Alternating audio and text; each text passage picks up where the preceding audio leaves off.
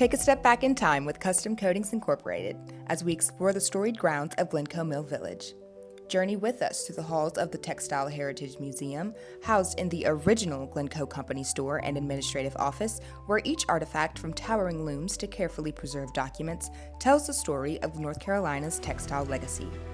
Glimpse into a recreated store stocked with familiar dry goods and exhibits from major textile names like Burlington Industries and Glenraven Mills. Glencoe's revival began in 1997 with Preservation North Carolina following its National Historic listing in 1979. Local residents helped establish the Textile Heritage Museum, which opened in 2004. Ongoing efforts by Preservation NC and Hedgehog Holdings LLC transformed Glencoe into a vibrant community.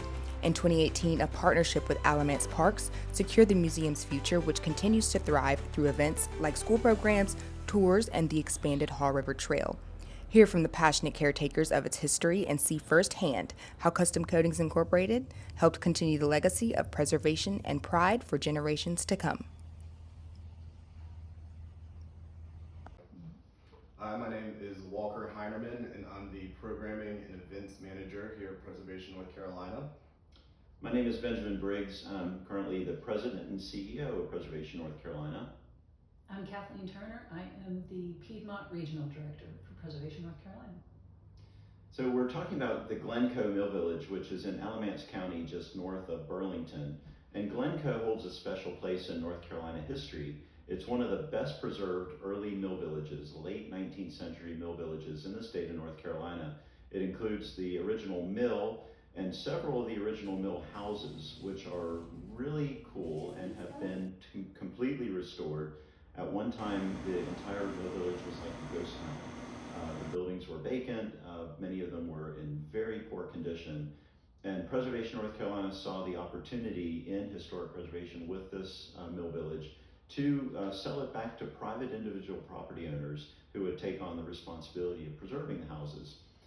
So the mill village is a complete ensemble, and now we have restored it with the original water towers restored and looking amazing. So Benjamin, speaking of the water towers, how do you see them contributing to the preservation of the village as a whole? Well, I've been telling people that the water towers at Glencoe are kind of like Glencoe's Eiffel Tower. They're kind of the symbol of the community. When you drive in, you see this wonderful, awesome early 20th century water tower looming over the road.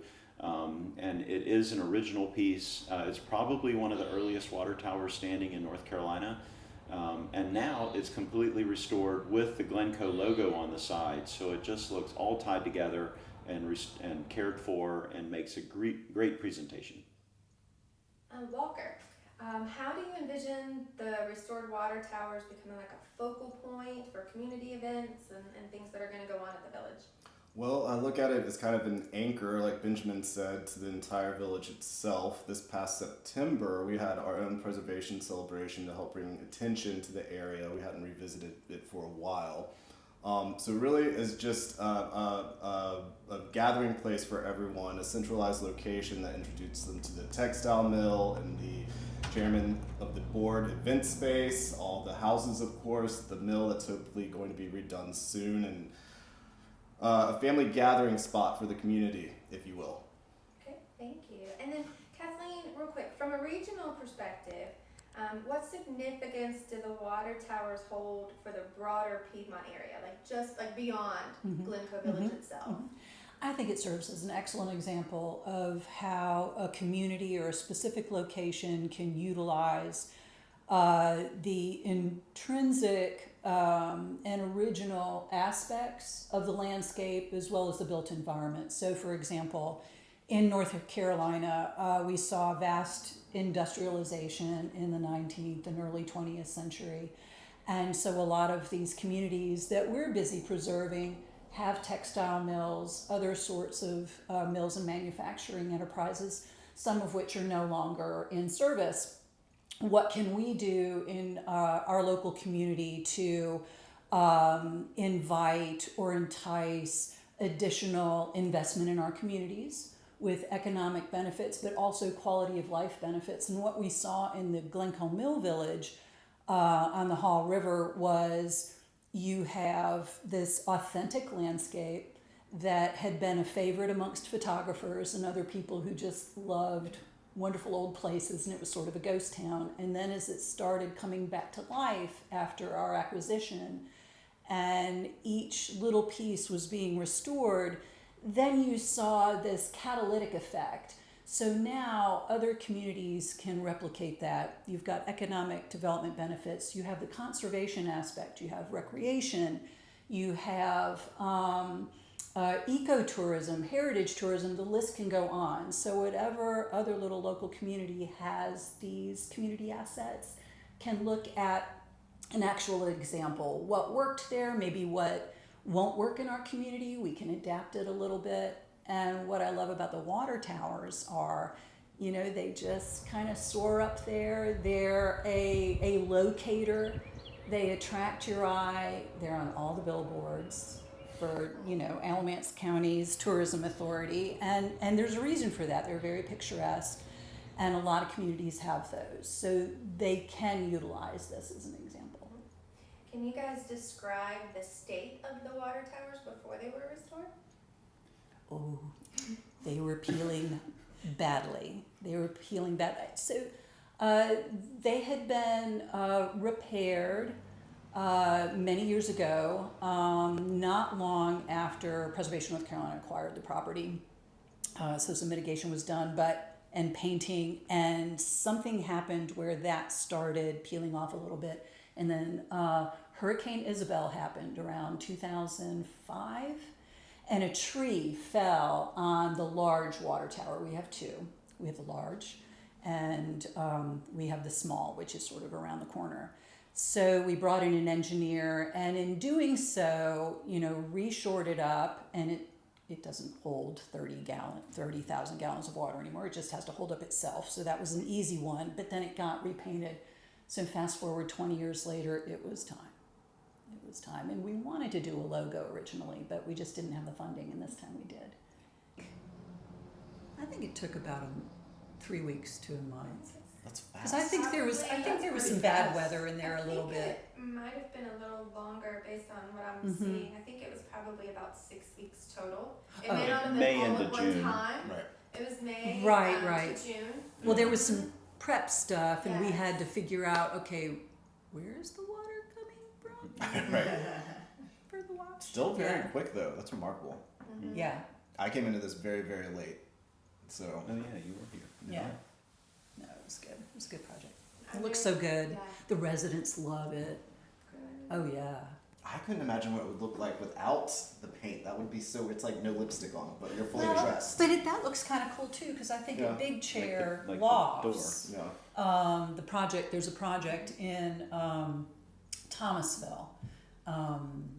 Richard, kind of just keeps it real and I'm totally Just the let it aesthetic. do what it this. was. But Yeah. seeing the mill, the actual mill now across from all the redone stuff, I know. it makes me not picture that as a cool aesthetic I feature know. to have them unpainted. But I understand what you're saying. Well, and it had already been painted, so like the Oh. old new paint was still Yeah, kind of yeah, clean. yeah. So it was like a little. Explain the expectations, what your initial expectations were when looking for a company to come in and restore the water towers.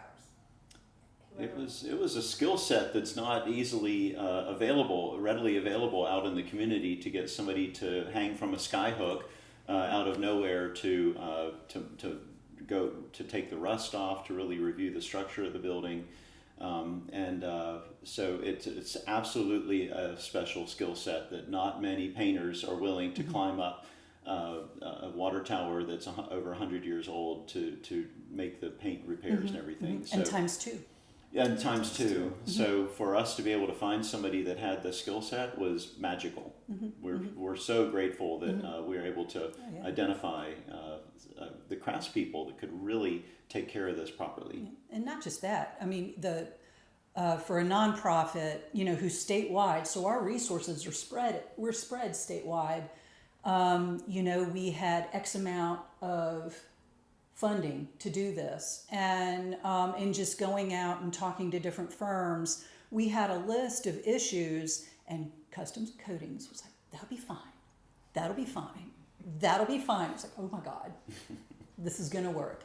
And then working with us on the logo too, it just was seamless. Every little issue that came up, you know, it's fine. We'll take care of it.